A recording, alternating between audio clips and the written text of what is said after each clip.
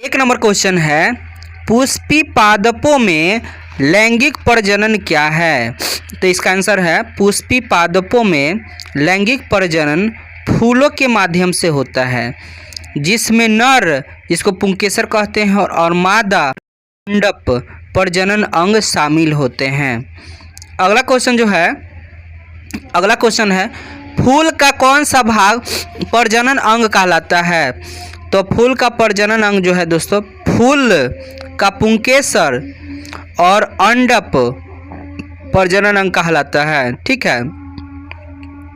अगला क्वेश्चन जो है, पुंकेसर के मुख्य भाग कौन कौन से हैं? तो पुंकेसर के मुख्य भाग दो है, एक तो है परागकोश और दूसरा जो है फूल नली, जिसको तंतु या फिलामेंट भी कहा जाता है। अगला क्वेश्चन जो है, अंडप के मुख्य भाग कौन कौन से हैं? तो अंडप के 3 भाग हैं। पहला है वर्तिकाग्र, वर्तिका नली, और तीसरा जो है अंडाशय होता है। अगला क्वेश्चन जो है, द्विगुणित निषेचन किसे कहते हैं, जिसको डबल फर्टिलाइजेशन क्या है?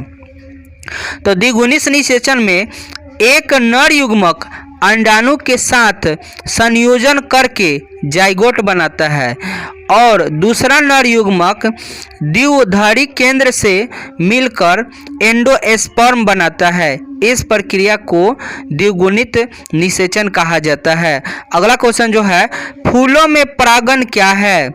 तो परागन वह प्रक्रिया है जिसमें परागकण पुंकेसर के परागकोश से वर्तिकाग्र तक पहुंचता है, उसको परागन कहा जाता है। कहने का मतलब दोस्तों, किसी फूल के परागकोश से, ये परागकोश है, इसमें ये परागकण है, निकल के किसी पुष्प के वर्तिकाग्र तक चला जाता है, उसी को हम लोग बोलते हैं परागन।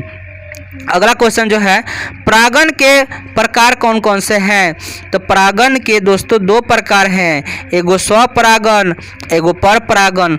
स्वपरागन दोस्तों क्या होता है, इसमें किसी पुष्प के परागकोश से परागकण निकलकर उसी पुष्प के वर्तिकाग्र तक जाता है, तब हम उसे स्वपरागन कहते हैं। अब दूसरे पर अगर जाता है तो उसको हम परपरागन कहते हैं। अगला क्वेश्चन जो है, परपरागन किन कारकों के माध्यम से होता है? तो दोस्तों, परपरागन निम्नलिखित कारकों के माध्यम से होता है। पहला, वायु के द्वारा होगा, जल के द्वारा होगा, कीट पतंग के द्वारा होगा और पक्षी के द्वारा होगा। इन माध्यमों से दोस्तों परपरागन की प्रक्रिया होती है। अगला क्वेश्चन जो है, बीज किस प्रक्रिया से बनता है? तो बीज निषेचन के बाद अंडाणु के विकास से बनता है। अगला क्वेश्चन है, पुष्पी पादपों में अंडाशय का क्या कार्य है?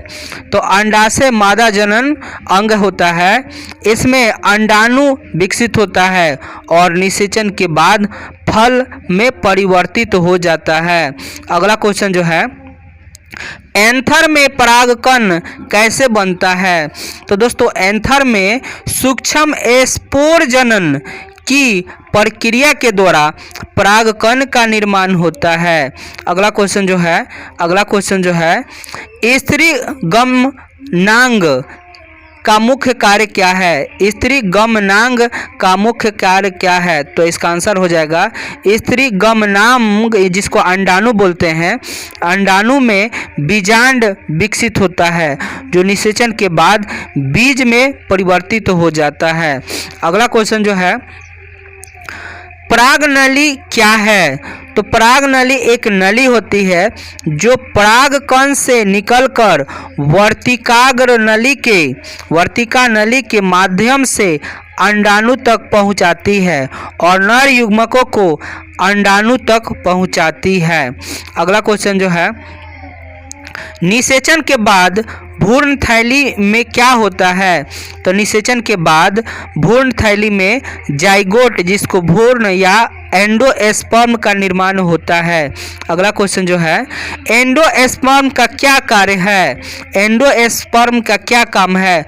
तो एंडोस्पर्म एक पोषण ऊतक है जो भ्रूण के विकास के लिए आवश्यक पोषक तत्व प्रदान करता है। अगला क्वेश्चन जो है, फल और बीज के बीच क्या संबंध है? तो फल अंडाशय के परिपक्व होने से बनता है, जबकि बीज अंडाणु के निषेचन के बाद विकसित होता है। अगला क्वेश्चन जो है, बीजाणु जनन क्या है? तो बीजाणु जनन वह प्रक्रिया है जिसमें पुंकेसर और अंडप में क्रमशः परागकण और अंडाणु का निर्माण होता है। अगला क्वेश्चन जो है, भ्रूण थैली में कितनी कोशिकाएं होती है? तो भ्रूण थैली में कुल 7 कोशिकाएं और 8 नाभिक होते हैं। अगला क्वेश्चन जो है, फल किसे कहते हैं? तो फल वह परिपक्व अंडाशय है जो निषेचन के बाद बनता है और बीज को सुरक्षित रखता है। अगला क्वेश्चन जो है, निषेचन के बाद पुष्प के कौन सा भाग झड़ जाते हैं?